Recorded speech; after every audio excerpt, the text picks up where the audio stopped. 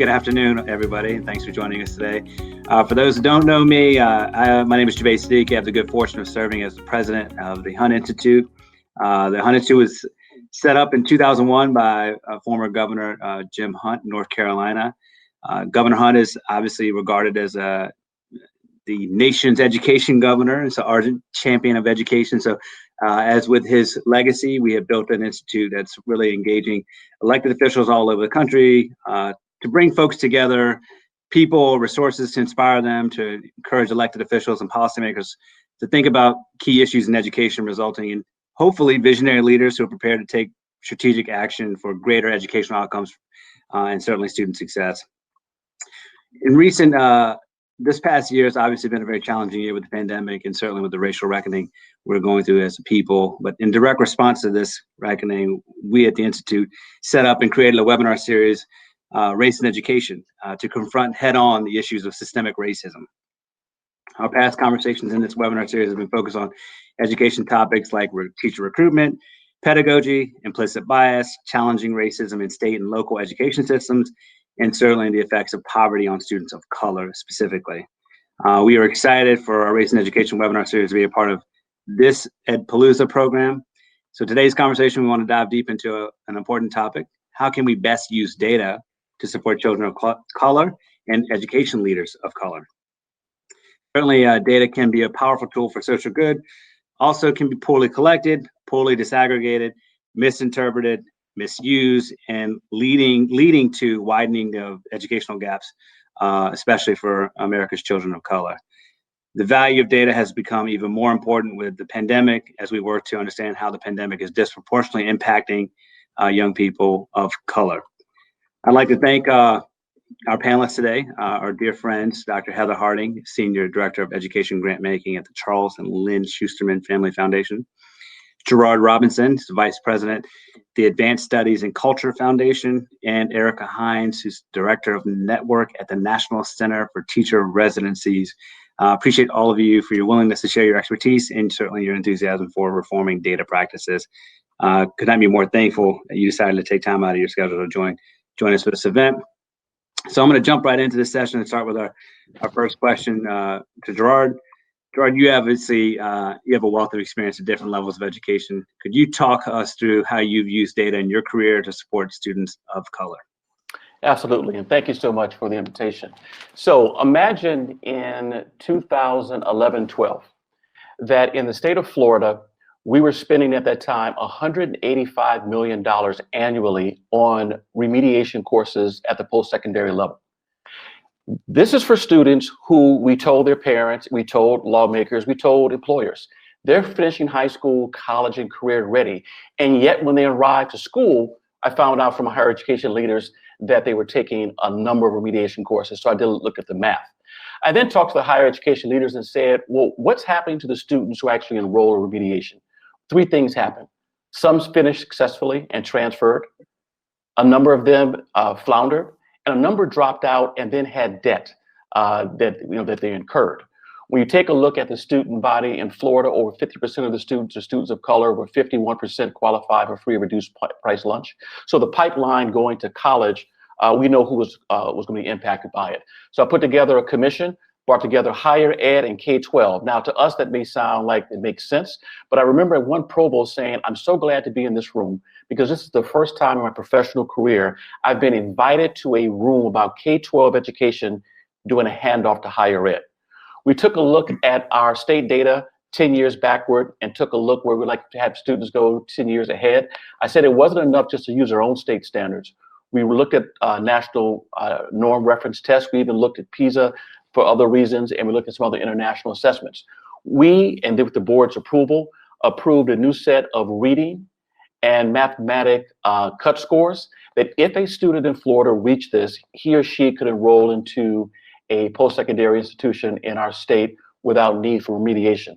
All of a sudden, we had great support from parents because it was going to save them money. Number two, all of a sudden, we had advocates saying, well, this may help out. So that was something that I looked at. Some early results after that showed it was moving in the right direction. But whenever we talk about K-12, one of our assessment measures has to look at what is remediation once they leave our system. Thanks, Gerard. I think that's great considering your perspective, working with many different types of learners, which I hope we'll hear from more as we get through the session. Erica, do you mind talking a little bit about your work with the National Center for Teacher Residencies and how you organize, how you use the organization of data to inform your work, and how your experience in a classroom has influenced how you think about data? Absolutely, yeah, and thank you for having me. I'm excited to represent NCTR today. So the National Center for Teacher Residencies is a national nonprofit. We're dedicated to supporting the growth and improvement of a particular model of teacher preparation program, that's teacher residencies. Our organization currently partners with 43 residency partnerships across the country who are either engaged in our support for new and emerging programs, or they're part of our community of practice for existing residency programs. And, really in thinking about data, we start with considering what we want the impact of our organization to be, and then the type of data we should collect with and from our programs. And really our goal is to prepare diverse and effective teachers. So we're working to increase the number of teachers trained through residencies because we know that can increase the number of teachers of color who are prepared and then who stay in the profession, which in turn impacts student achievement and engagement. So using data lets us think really critically about our strategies for accomplishing that goal. We don't want to guess about the best way to prepare the most effective teachers. We collect data at every step that tells us how to support our programs. So we collect two types of data, and those are in kind of broad buckets. One is program data, which is useful as a way to help us understand whether and how our programs are designed in a way that makes them equally accessible. We get that from things like asking them about how many people apply, are accepted, enter, and then graduate by race and ethnicity. And that tells us something about how their practices as a program are things that we can adapt our consulting based on.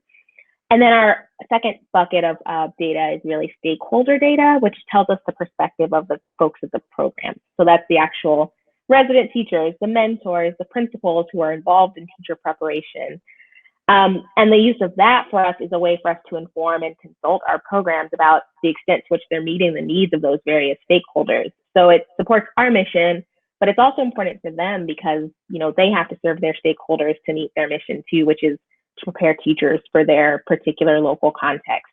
So just as we think about data, the way that those things are complementary for us is that if we see differences in how they're selecting people or how people are graduating from a program, then the stakeholder data can help us start to understand why. Like, what are people saying about how they're recruited or the challenges they're facing when they enter a program?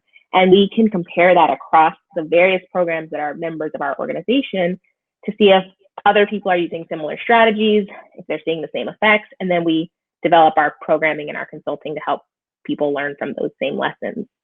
So I think this, that's kind of the organizational strategy, and it does relate to, of course, my experience in the classroom. As a teacher, I think we've seen, and I certainly felt that we needed to think more broadly about what data is, like what it even means and what it can tell us, rather than having this sense that it's like just a set of numbers that tells me, what I put in the algorithm to say if I'm prepared for a test. It's really just about how, like, as individuals, we're always taking in and analyzing data in our lives and using that to make decisions. So that perspective, should be clearer in teaching as well, from, whether you understand what your students are interested in to the trends you see in outcomes in test data and really everything in between. Great, thank you for that. Heather, you've worked in a number of organizations who believe in the importance of collecting and using data, and I know how much Schusterman cares about data. Could you share how your experiences have shaped your perspective on the value of data, especially for students of color? Yeah, I think I'm going to take like the professor stance, because as a funder, you don't really do anything. You really just listen and hopefully make connections and provide resources for others to do the good work. But I'm reminded of sort of three personal experience or professional experiences that shaped how I think about data now in sending out those resources. The first is, I'm so glad I got to go after Erica, because the first is, how do you measure learning and what data tells you about what knowledge and skills that students have? And we care a lot about that at Schusterman, because we have primarily focused for the last 6 years on helping teachers develop the skills to know if their students are learning and doing well and meeting grade level expectations. But also, you know, in my career, I spent a lot of time at Teach for America, and the other component that Erica and Gerard talked about is using data for managing performance or charting improvement, right? So you need stakeholder data, you need data about learning, you need to combine those at a regular cadence in a way that helps you know what to do next. So, you know, I think that is really important. And then just from my research training, I think a lot about how qualitative data helps you understand the how. So if the numbers give you a picture over time, then the descriptive detail of what's happening helps you understand complex things, and learning is a complex thing. So to me, the data is only as good as if it's a framework for what it is that you're trying to learn, or for what it is that you're trying to do. How does it inform that work? And the last thing that I'll just say, just by way of framing, since I have the mic, is that really the last 20 years have been shaped by the achievement gap narrative, which is a specific way of understanding data, right? It's a comparative frame, which was really useful if people valued helping students who had been underserved catch up. It's become, in some conversations, a dangerous frame because it leverages a way of focusing on the deficits of students and families. So I think it's really important to understand that data always connects to a values frame, and we should be clear about what that framing is as we move forward and as we use it. Thank you for that. I do want to take a moment to remind our audience to please share your questions using our question and answer feature. Erica, can you share some information about how NCTR is helping partners understand, disaggregate, and collect data on race and ethnicity? Sure. Yeah, and within that, you know, kind of within that framework I described of program data and stakeholder data we collect, this is one of the places where we're really pushing for data disaggregation. I actually have a good example of this because a couple of years ago, we received a big grant, our Black Educators Initiative, and we realized at that point that we were actually not collecting data disaggregated by race enough. We were identifying if programs were recruiting teachers of color, mentors of color, candidates of color, but we didn't disaggregate by race within that grouping, the larger group of color. So then we kind of realized, like, how do we talk coherently then about what we know works for Black teachers in particular? You know, we've always used data for continuous improvement, but recognizing our data wasn't set up in as, you know, fine a grain as we needed to really start to understand the best practices of our network to prepare Black teachers. We pushed ourselves and our partners to disaggregate the data that they were reporting to us on pipelines by race and ethnicity more specifically. So then that information can serve us to decide on which activities and programming are really supporting our Black teachers. What should our funded programs receive from us? And it really has changed how we measure the impact of those activities and really the grant as a whole. So it's something that's important for us, recognizing ways that disaggregating and collecting data on race and ethnicity is very important to our work. And kind of moving forward, some things we're thinking about are more consistently thinking about individual responses in the context of what we know from our program data, you know, trying to draw connections between residents of color and places where they're majority or minority in a certain program. You know, are there things they're experiencing that we can connect to program design? Because that gives us better ways to build and to launch programs. And something we're also very interested in, this is a little removed from our work because, you know, as Heather mentioned, so we're technical assistance providers. You know, I'm not running teacher preparation programs. I'm not measuring student progress, but our programs are. And so we know some things. We know that 62% of our residents from this past year identify as people of color. And so that's excellent. And we know our programs have a mission to recruit teachers of color. And we really want to start to draw the line between how those teachers' presence in the classroom and in a school changes outcomes for students of color. So it's another place where disaggregation is really important for us. Great, thank you, Erica. Heather, I'm going to come to you next. What are some alternative frameworks that we can use, we can interpret data with, especially when we're trying to move from a deficit to an opportunity mentality? So that's a really hard question. I'll say a couple of things that we're trying to do at the foundation. I think it's important to have a values first conversation in your organization. We just went through a secondary strategy, values first, and we've landed as a foundation focusing on racial equity. And we've defined that as Black and Latinx students from low-income backgrounds. So we're concerned about broad improvements of the system, but we're mostly concerned with understanding how system improvements impact the learning and the performance of Black and Latinx students from low-income backgrounds. As a result, and this is Erica just demonstrated this beautifully, we have to ask our grantees how their work impacts Black and Latinx students from low-income backgrounds. It's tricky. It actually requires a lot of capacity to be able to do that disaggregation. The system is not necessarily set up for it through the school system, or probably in Gerard's work, he had to work quite a bit to put that kind of data system in place where you know what's landing. But you know, from a family and parent perspective, I do want to know that the school system or the school building is serving all the children well, but I really want to know about my kid, like my children. And so, you know, balancing how to approach what we're doing as a whole versus what we're doing for specific groups is a skill, and it takes time and it takes expertise.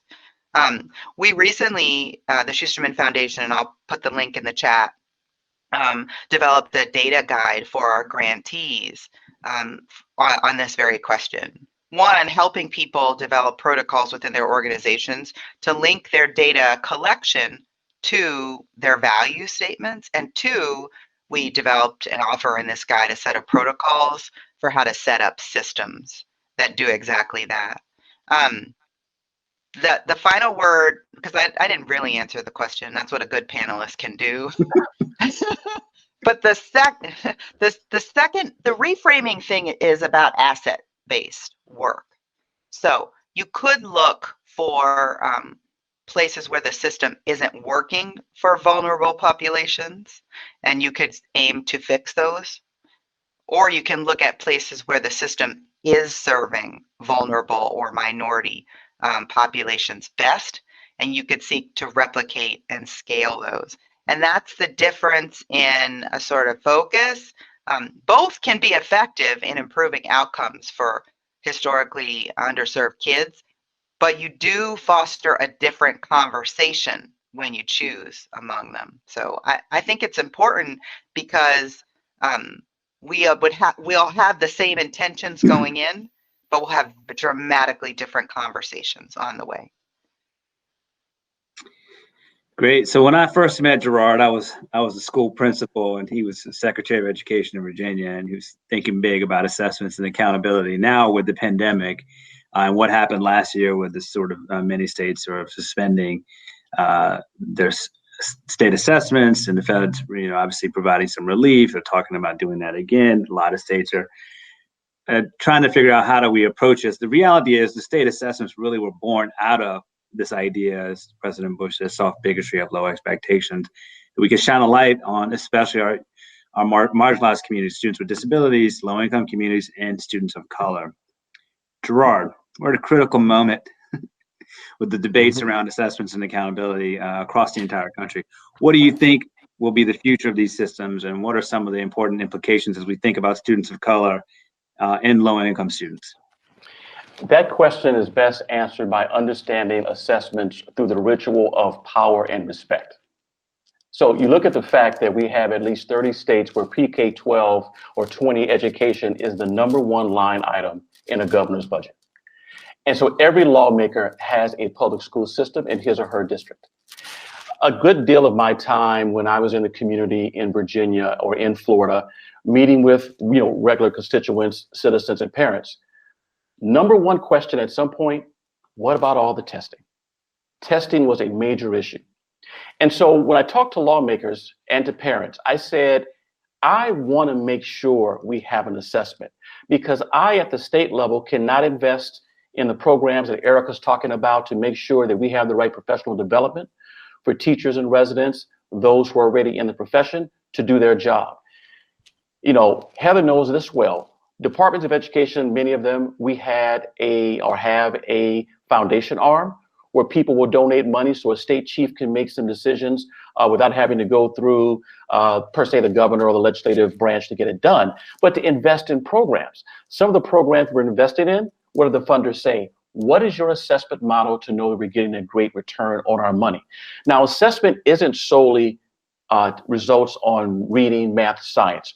Those things are important, and I think they're important. Now, of course, there's going to be a debate about, do we test too much? And I received that question a lot. So what I had my team do in Florida is to do a deep dive on the assessments that we offer. Now, remember, most states at least require students to go to school 180 days. We identified that less than 10% of the time that students spend in class, 180 days, are actually spent on testing. And someone would say, well, if you're giving me 5 tests, why do I have 20? I said, that's a great question, because the state requires a certain number of tests. But what we overlook are superintendents and school boards who decide to add additional assessments, whether national norm reference test or something that's even international. I've had superintendents in high performing school systems say, what you provide us is great, but my families expect more. So if you see more tests, it's not because the state per se is giving you more tests, it's because your local school board is providing others.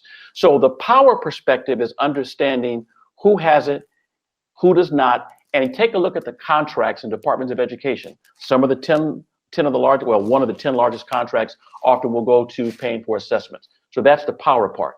Let's talk about respect. African-American students make up approximately 15% of the K-12 population. And yet when you look at all the categories on NAEP, you look at categories for graduation, even though the numbers are higher, we seem to be doing horribly. And so at one point we do one thing, we blame the teachers. We say it's the teacher's fault. And if we just had better teachers, then the students would go better. Well, we know what the data tells us about having a teacher credentialed in his or her craft, not teaching out a subject, what it means.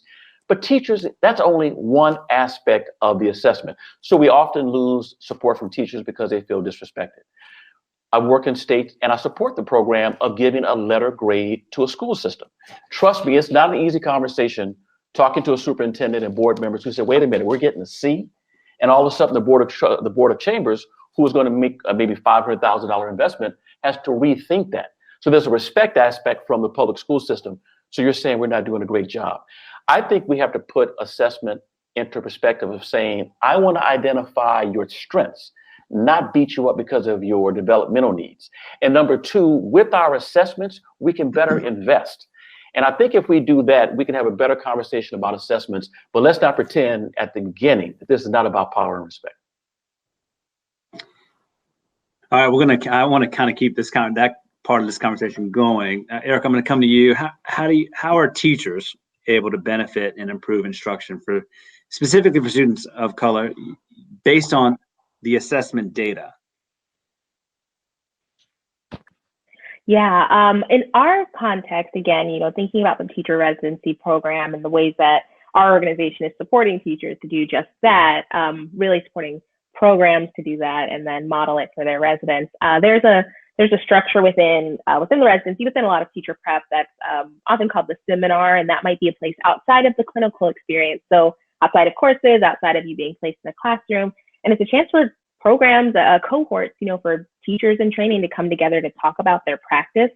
And we find that to be a really important structure for that kind of thinking exactly. So they're, engaging in cycles of inquiry, they're doing action research, and they're talking about disproportionality. And I think that that's one of the really important ways for, the teacher to become data literate, but also to see modeled the ways that data can be used to make better decisions as a teacher.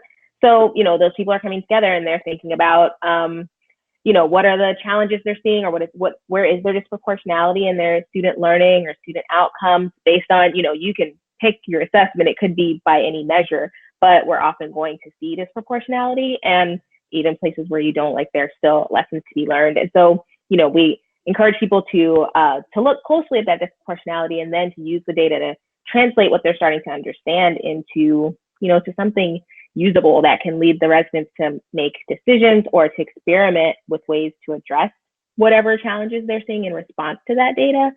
And then coming together to kind of, evaluate the outcomes, consider the application to other problems or, other things that they're seeing within their assessment data is one of the ways that, at least again, in our context of thinking about the residency program and this like particular way to train teachers in a clinical setting, that's one of the ways that we expect them to start thinking through what it means to use assessment in a way that's culturally responsive and that's really thoughtful about race and ethnicity.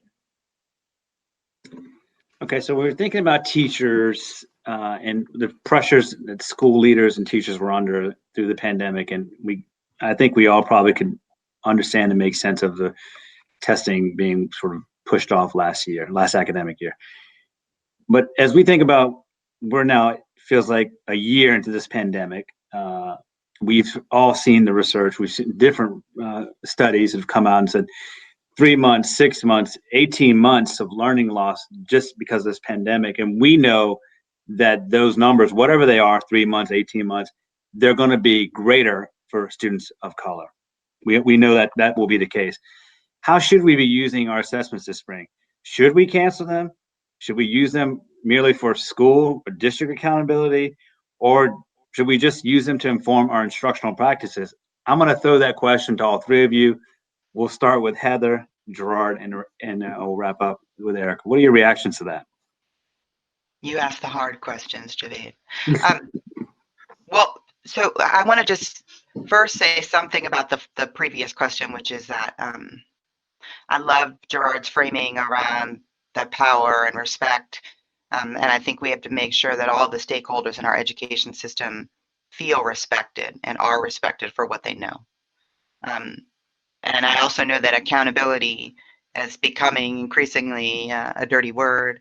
And that has something to do with the stakes that have been traditionally attached to these summative, these end of year assessments that are falling away because we're in a global pandemic. Like, this is not normal.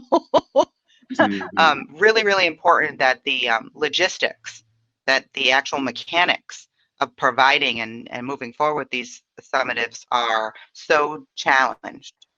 And so I think we should act like we're in a pandemic and we should do what makes sense, common sense.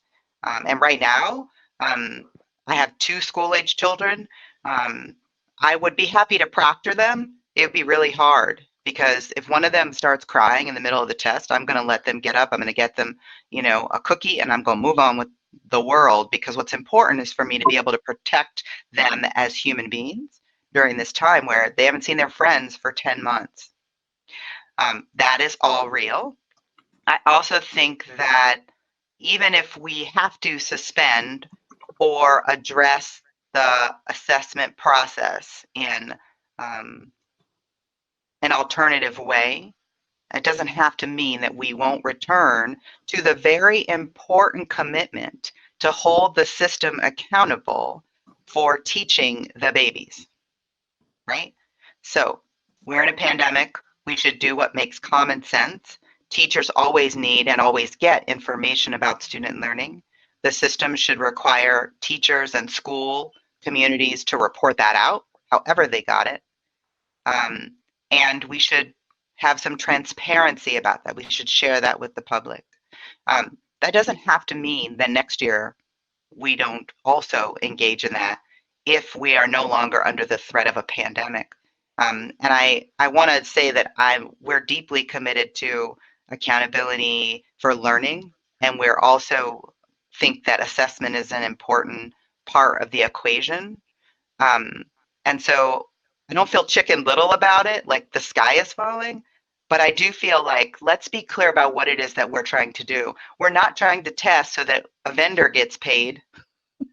We are not trying to test to be disrespectful to teachers and educators who are literally putting their lives on the line to teach right now. We are not trying to test, to get money. It actually doesn't work that way. But it's really important that we know how students are performing relative to the expectations that we set for the entire system. I'll get off my soapbox. No, that's a great soapbox to follow. So Javaid, you opened up about the No Child Left Behind, and there are people who hate it or love it. But one thing that I really like about it is they removed back the sheet, because for so long we knew, either anecdotally or through research, that students of color, particularly African American students, were not doing well, but we just hid it. No Child Left Behind opened it up, disaggregated data, and said we've got to do something about it. Well, that was under a Republican administration. When President Obama moved in and you have Secretary Arne Duncan, he also used assessments. And in a conversation that we had, he says, one of the things I used it for was to close the number of dropout factories we had. He identified that 50% of the dropouts in the United States were in a small segment of schools compared to all the schools that we have. It was through assessments that we used that. So it's important to say that even at the federal level, through different administrations, there's a push for that. As it relates to where we are right now, I would say hold harmless. Just hold harmless. When we revamped Florida's reading and math assessments for the first time in a decade, we were clear about two things. Student achievement for a while in certain areas are going to go down. We just knew that from what we had before when we didn't actually move the needle. And number two, we decided to, at least for 1 year, to hold the schools harmless in terms of accountability standards. At that time, we were still under No Child Left Behind. We had not yet received a waiver. We decided not to either trigger or to put into place different sanctions that would have come along because you weren't doing well. So I think we should actually just hold harmless. I frankly would say for 2 years, because as much as we're talking about learning loss, it's bigger than what we think. I will take the accountability word. Heather said it, it's a tough word. George W. Bush Institute is actually, or foundation, is one of our sponsors. A few years ago, I was in part of a conversation where I said that accountability has become a dirty word, not because I don't like it, it's because of all the drama that comes with it. So if we have to have a word, I would say let's call it transparency. What we're looking for is simply transparency. So that's where I am.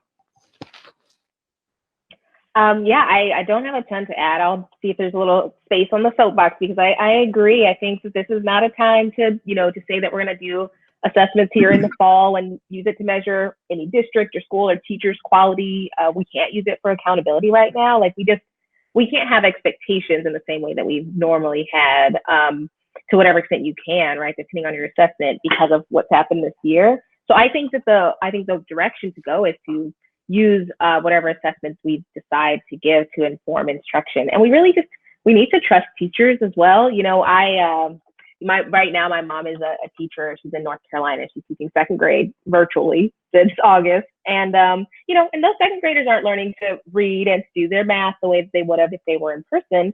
And I don't think that, it's not for lack of trying, right? But it's because this is an unusual situation. And so any assessment should be used to allow her the opportunity to understand where her students are and what they need, and then to make the choices necessary to get them where they need to be. So, she can do that as a professional. And I think most teachers can or should be given the opportunity to do that work, to understand how to apply the data from the assessment. But we can't really imagine that we're using that to give anybody a grade to say how the school year has gone, because at least 1 year, and maybe need to give each other 2 years or 3 of some leeway to have, just gotten through this pandemic. And Javaid, I want to say, go right ahead, Heather. I was just going to say, I'm not a fan of 2 or 3 years. I don't know where I am, but I do think it's important. I want to be honest on the panel. I do think one of the things that has held us back is a panic response, that if we react to a pandemic, that we cannot get back on track.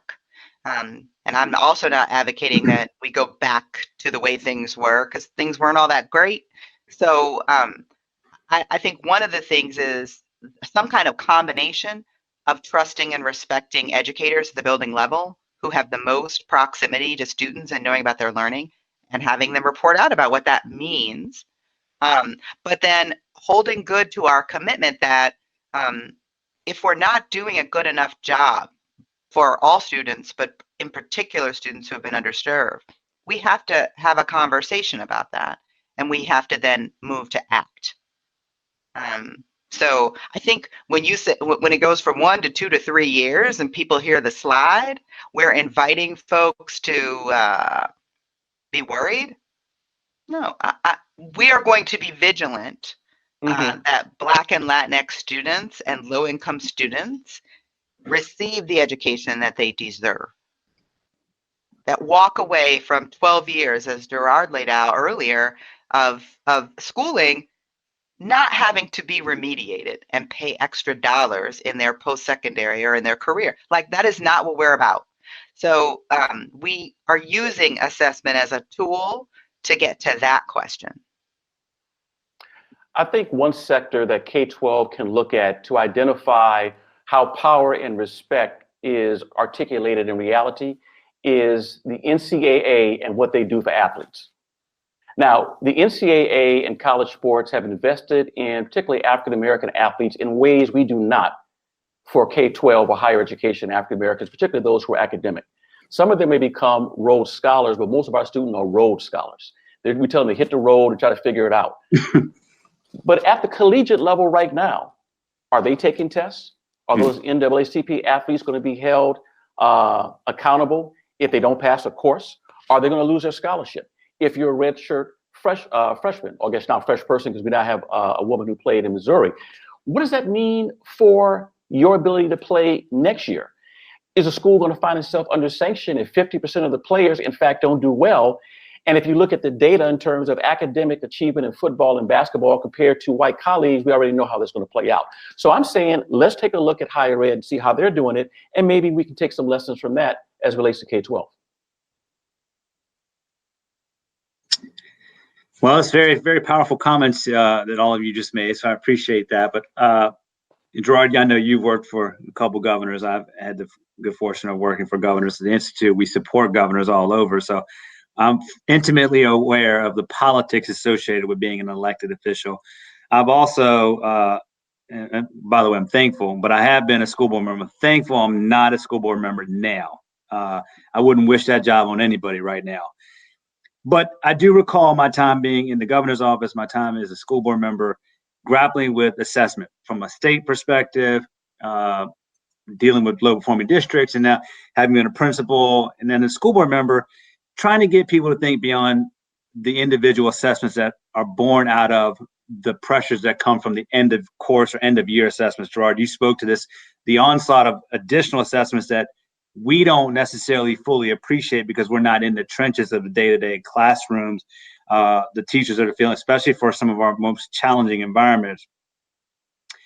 But I recall one of my board colleagues, and Gerard, you know, all of you have known people that said, well, especially if you're in Massachusetts, where you're the #1 state for public education year in and year out, it's a nice thing. It's a nice press release. You want to walk it back when you're in some of the not so great states when it comes to some of this NAEP data. But when you're in a district and we as consumers, especially those of us that are lay people, we look to the state's assessments to determine the quality of the school. While we know, I would rather my kid be in an amazing teacher's classroom in what would be a not great school than a poor teacher's classroom in a great school. We know that, but most consumers don't know that. How do we walk back? Is it a marketing campaign that needs to be done? What needs to be done to give our elected leaders the courage to do what it is you all are prescribing we do? And we'll start here. I'll start with Gerard, and then we'll come to Heather and Erica. When we changed the reading and math assessments, we knew it was going to be a nightmare. And in fact, in one of the assessments, over 85% of the students did not pass. And it was the writing prompt, which was actually the first FCAT test in Florida. That was always a given. People would do well. When they did not, it was a big issue. So you can imagine me on a phone call, and in Florida, we have sunshine laws, and so people have access to our data. I had a phone call with my board members, and it's open to the public. You know it's going to be a very interesting call when you have 700 people on the phone call, and I don't have that many board members. And so we had to walk through all of this. But one thing that our board did, we also did with the governor, is we said we're going to put together a 6-month strategy. One strategy is worst case scenario, the second strategy, the best case scenario, and work backward. Well, in both scenarios, it required me actually going to different counties. I think I went to about a third of the counties in the state, and having 1 to 3 hour conversations per meeting with people about why we were changing the assessment. What did it mean? What were the sacrifices that would take place, but what were also the big term investments? I also used technology. I partnered with several superintendents, and I did a 1.5-minute recording identifying for every over 100,000 people in their school district when we were going to release the results, what they can look for, and here's a link if you want more information. Third thing is I went on television, whether it was through PBS, whether it was or other stations, just to talk about what would happen. One of the best compliments I ever received was from a lawmaker who said, Gerard, I've been in politics for, at that time, 15 years. He said, this is the first time I never received one phone call from a constituent as it relates to the release of data. He says, I waited, he looked under the desk to make sure his phone was plugged in. He checked his cell phone to make sure no one had changed his number. He didn't receive any phone calls. Were there hiccups? Absolutely. But you actually have to do what I call, and I'm not going to stand up, I'm touching the sole of my feet. You have to do soul to soul. You got to go and reach people where they are. And that's just one example of what we can do to get the word out. And that's an aspect of marketing, but the marketing has to come from the top, not solely from the bottom. You want me to jump in? Yeah, sorry, Heather. Yeah, Yeah, that's okay. We don't really need a marketing campaign because families actually want their children to be well served. But the complexity of teaching and learning and the assessment system that we have is hard to translate. And these are why the struggles over whether a school has an A through F are so politically charged. I think that's important. I think, though, that we need some measure of quantitative and qualitative data, right? So the test score, the standardized test score, has been the main tool that the system has used for the quantitative data. Translate that into a scale of 1 to 10 or A to F or whatever, and it gives you some information. The real innovation that we've seen and that I think we're talking about as a panel is the disaggregation. So an average performance of a school doesn't tell you how that's going to serve your child. Disaggregation gives you much finer grain of information. If your student is in any specialized category that is important to you. And then the political question is, but does the whole care about the minority? And that's a timeless political question for our electeds to grapple with. But qualitatively, those things matter a lot to families. I wanted a school where the school staff was diverse racially. That really mattered. I also wanted my little black son to have male teachers in elementary school. And I selected schools based on that, looked for them. And so I think there are qualitative elements. There are programmatic things that we could know about schools, whether they are an art school or focus on STEM. That kind of data, too, is important in painting a picture. So there's a balance that's required that I think would help our elected officials have some courage that we're holding the whole system accountable, but that there can be a diversity of offerings that have different outcomes based on what families want to be choosing. Erica, you okay if I jump in? Because I'm looking at our time. We got some questions. Yeah, we got some good questions coming in from the audience. I want to be respectful of our audience questions. But Erica, I'll have you react to this one first. And this question is coming in from Cheryl Audis, who's asking about how data can help support first-generation college goers, especially Black and Latinx students. what are some of the ways that data can inform how they are supported before, during, and after their transitions from high school to post-secondary?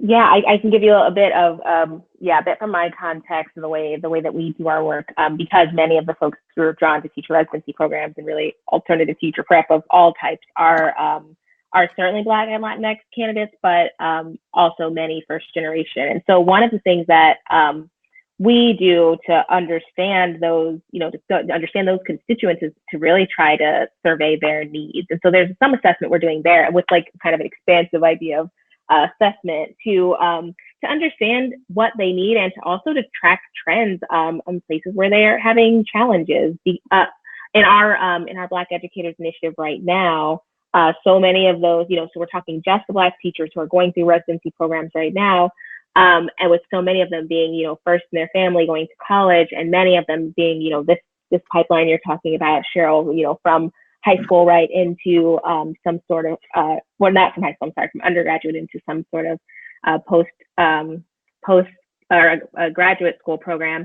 We're finding that they really are having, we're finding financial challenges, of course, to be important ones. There's often a lack of like generational wealth. These are people who, they run into an emergency, are not able to cover it immediately. And so something our grant is doing right now is funding our programs to establish emergency funds.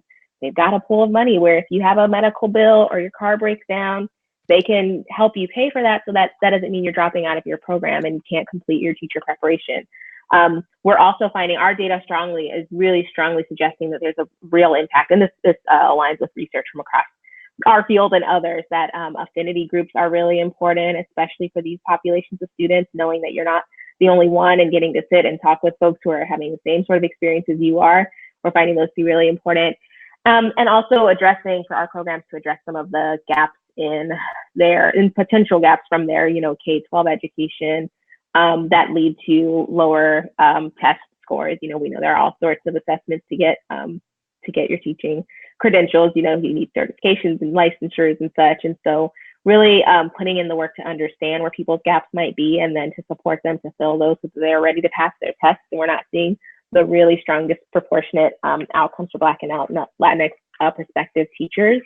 Those are all things that our grant is trying to fund right now, because we're understanding, this is data we're collecting from our programs and from those individuals where their challenges are. So I think that in my perspective, we're not trying to assess so much like their, the quality of these individuals or their ability to, pass a certain assessment. We're not using that to measure as a measure of quality, but rather using it to inform, again, some of our decisions for how we support people, recognizing we can get them all to a place where they're passing, but have to be really responsive.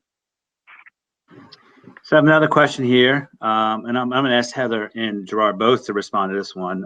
Mike Hadaway is also interested in hearing about some specific ways that data have been misused in relation to students of color. Are there examples where data can be misinterpreted, poorly collected, or simply just misleading that can hinder the success of students of color? Heather, you okay to go first on this one, and we'll let Gerard wrap up? Yeah, I alluded to this earlier about whether or not you're focused on a deficit frame or an asset-based frame. So,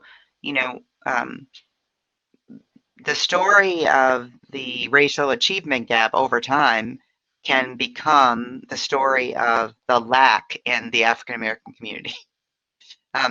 That's really important. You're gathering the data to understand what the system as a whole is delivering. You're not gathering the data to identify what is, or it doesn't create a causal link because you see underperformance over time. I think knowing performance data doesn't tell you the reason, the why, and then you have to get in there and use it. And I see a lot of that because it's reinforcing and because someone is asking you to report on performance, that becomes a story about why. You actually have to go and mind and find out why something is happening before you just take the numbers as they are, as the state of the world perpetually. I think that part is really important. The other thing is, it does matter what questions you ask and when you ask them. And so it's a relatively sophisticated task to create the system of data that you have, and then to be able to draw an inference from it. So you might be asking, how are kids doing at the beginning of the year? And you might look at a teacher administered assessment or test. But what will you conclude from that? Is it that the teacher was not well prepared? Is it that you only had 3 months of instructional time and you need to think about where your expectations are for those scores? Is it that the materials that are being used aren't engaging enough or reflective? Or is it that the students were underserved the year before? I mean, those are all hypotheses that come out of. Was that the question that you wanted to ask? I mean, all those elements are really, really important, that I think sometimes we gather a bunch of data and we haven't been clear about what it is what the problem was or what we were trying to learn. And then we try to extrapolate from that. I think those things are the real pitfalls to data use. Gerard? Data misuse in people of color, I think, is also aligned with the term people of color because it depends on who you color. So let's take the Asian students. I grew up in California. If you looked at the data, you would say the Asian students are doing well. And for years, California just simply said Asian. It said it for immigration status, and it just said Asian. Well, over the years, they began to disaggregate the data between Japanese and Chinese, those who were Vietnamese, those from Cambodia, those smaller population Hmong, of course, larger population in Minnesota. And they began to disaggregate the data. All of a sudden, local state leaders had to invest differently because when we said the Asians are the miracle minority, they're all doing well, we then turned our attention and focused elsewhere, realizing that some of the students in the Asian category, in fact, were doing worse, either because of language challenges, because of income, or both. They had some of the same challenges as African-American students, same challenges as some poor white students. And so I think how we just get to a better idea of misusing data is to accept the fact that we have different types of students. Even in Florida, we have a sizable number of Haitian students who would fall under the Black population, but the test wasn't in Haitian Creole. And then you're shocked that students are doing well because they were Black. So I think we have to figure out how we color the people. That's an excellent point. So what if we lived in a utopian world? I'm a big early childhood person here. So I'm going to bring the early childhood folks into the conversation. If all things equal, kids were born Black, white, Asian, Hmong, and they were afforded similar opportunities. I'm not suggesting universal pre-K, but what role does early education, and I'm talking early, I'm talking prenatal to post-secondary, would that level the playing field? Is that the right answer? So can some of you react to the importance of early education? And then trust some of you, I'm gonna have all three of you react to this. Maybe some of your comments could speak to the importance of data, because we all know there's a quality distinction, I mean, even in our early childhood providers and educators. So what is the importance of collecting and analyzing data from the early childhood lens? Gerard, I'm gonna kick it back to you to start this conversation, and then we'll go to Heather and then Erica. So at least with pre-K, big supporter. We know that the statistics out of Florida, even Virginia, our home state, Javaid, points in the right direction. Your question about going to neonatal, I think it sounds good, but just because you invest in something equally doesn't mean you're going to have equality of outcomes. I think this is so much more of how do we invest in girls young, because mothers are some of the biggest influences of how well students will do in school. And with the fact that we often educate girls out of going into STEM as early as middle school, there's some very interesting dynamics going on. So I like the neonatal. I'm not going to buy into it too much because I think there's so many other factors in there. But I think until the mama factor comes into it in different ways other than neonatal, what we do once they're outside is going to be tough to make everything equal or to make equity what we need to do. I will gladly follow on with mom power. So I think data use is relatively agnostic in that collecting the data and knowing as much as you can about a student and what they need. It seems like a useful exercise. one of the challenges is that can you execute a personalized learning approach to students as they enter the school building, the school door? And I don't think our system has particularly is good at that right now. I actually think the pandemic offers a lot of opportunities around that that have stalled in the last decade. But that seems important. I think early childhood education and gender equity in education and in the approach that Gerard said is also a useful frame. We shouldn't be afraid of the data. The real question is the dilemma between how much stock you put in and how many resources you put in, capacity to collect and analyze the data versus the actual work of schooling, which is instruction and learning and and care, frankly, right? And I think that will be an ongoing debate that we'll have to manage. Yeah, I don't see anything wrong with universal pre-K and even down to, you know, neonatal and prenatal care. I think, you know, in this ideal world you're setting up there, though, we still need more, you know, we need another generation to see the impact of that investment, right? At least one, because I think, and this is where the, you know, the data collection comes in. I think that you would still have to, this is to Heather's point, have some other mechanism for research and for tracking and then deciding how to use data, because we still likely see disproportionality, you know, in our society. Even every child right now getting universal pre-K doesn't necessarily, you know, ensure equal outcomes. We still have to look into whether there's disproportionality in where students, you know, come from or their parents' educational background, right? That sort of thing. And that's the part I wouldn't want to miss. I wouldn't want to imagine that just the educational input would ensure outcomes, because we can't always remove the schools from the rest of the society and the impact of all those other things that people are experiencing. But I do like, again, I like this ideal world you're setting up. I think that's certainly a start. There's a lot we can do through schools, but we would want, I think then we just want to train our eye on the other kinds of inputs that are going to still affect the student's life. So we're coming up on the hour. I'm going to ask all three of you to offer a succinct minute response to our guests. What is the most important thing, the one thing you'd like to share about how policymakers, administrators, and educators listening to this conversation can start using data as a tool to change educational outcomes, specifically for children of color? Erica, Gerard, and we'll finish with Heather.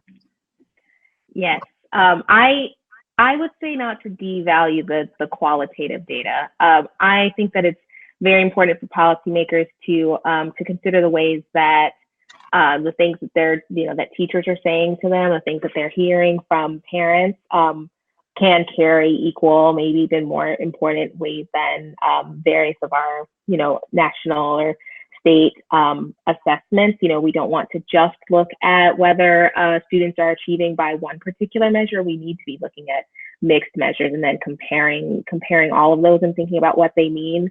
So I think I would end with the note that it's really important for policymakers to trust educators. Our president-elect has promised to bring in a teacher as Secretary of Education. I think that's a great model that anybody in position to set policy should be following. Gerard? I think policymakers should continue to look at post-secondary institutions to see how the handoff from high school to post-secondary is working or not. I think we should have a particular focus on community colleges. We often overlook that, but that serves as a big stepping stone for many of our students. I think we need to look to the military, when approximately 75% of the people who are military eligible can't pass the entrance exam or aren't able to participate because of health. I think there are major health issues we have to look at, so that's one place to assess how well we're doing. Lawmakers continue to talk to employers to see whether or not the people who we are sending or the entrepreneurs who are creating jobs, who are hiring people, are getting the kind of people they want. And the institution that we should definitely look at is the prison system, because the prison system in many ways has become the reservoir for our moral exhaustion. but are things we simply just gave up on. And I'm working on a project now with 22 people formerly incarcerated, with 2 are still in prison, to talk to them about education and how it's changed their lives. So those are institutions I would look at if I wanted to see what we should do for K-12. Heather. So learning needs to be measured. So the reason to look at data is to know if the students have learned something that we value and that has value in the society. And I think the most important use is for equity and that investment thing that we talked about at the top. So if we don't have a never-ending source of resources, we should direct those resources towards the folks that we are most underserving. And so that is a call for using data. All right, thank you to all of you for your great remarks during this conversation. I hope our audience has picked up at least some nuggets, lessons managing, disaggregating, and collecting data on race and education. Data certainly can be a powerful tool if used well. I want to thank our friends and partners at Excel and Ed for hosting Ed Palooza and for letting us co-host this session, and hope you all continue to stay safe and healthy. Take good care.